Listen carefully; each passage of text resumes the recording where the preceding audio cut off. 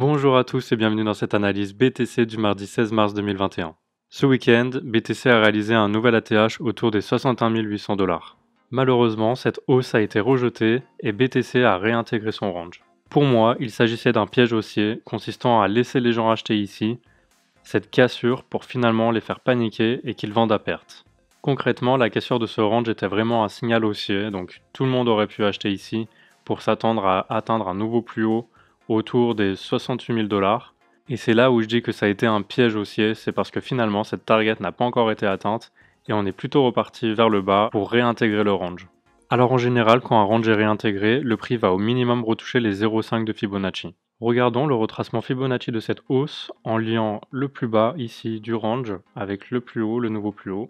Et on constate qu'on a peut-être un rebond ici sur les 0,382 de Fibonacci, qui est un seuil où le prix rebondit très fréquemment. Si le prix casse ce seuil ici, il ira très certainement rebondir sur les 0,5 de Fibonacci à 52 400 $, qui est tout simplement le milieu du range. On s'attendra alors très certainement à une rotation partielle ici, c'est-à-dire un rebond sur les 0,5 de Fibonacci pour repartir à la hausse et casser enfin ce range avec des volumes, ce qu'on n'avait pas sur cette cassure ici. Regardons maintenant la courbe daily.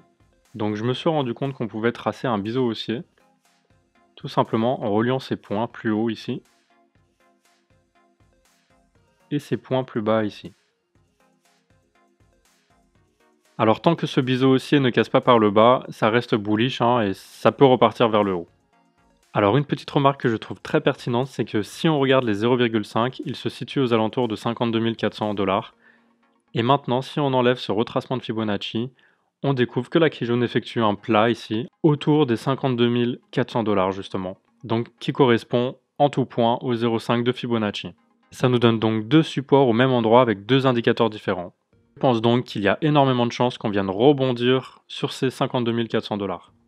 Sachant que très souvent la Kijun fait aimant sur le prix lorsqu'il casse la Tenkan. Et ici on observe que la Tenkan est cassée et que le prix doit aller maintenant trouver le prochain support qui se situe ici. Dans l'idéal, le scénario parfait serait un rebond sur la Kijun et sur le bas du biseau. Dans ce cas, comme prévu, on irait après chercher les 68 000 $, qui est la target des 1,618 de Fibonacci. Il y a ce rebond sur ce gros plat SSB, et BTC pourrait même venir toucher le haut de ce biseau haussier aux alentours des 70 000 $. Pour moi, sur le long terme, on a deux scénarios extrêmement intéressants. C'est la cassure de ce biseau haussier.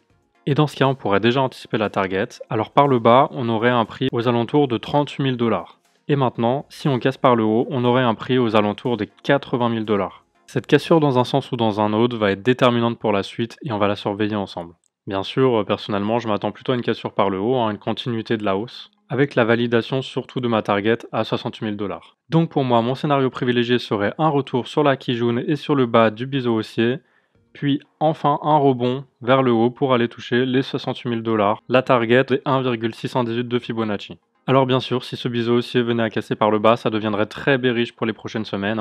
Et ce n'est clairement pas pour l'instant mon scénario privilégié. Voilà, dites-moi dans les commentaires si vous pensez que BTC va casser ce biseau par le haut ou par le bas. Et bien sûr, on se retrouve sur Twitter pour répondre à vos questions et pour les signaux en temps réel. Je vous souhaite une très belle journée et je vous dis à très bientôt pour une nouvelle vidéo.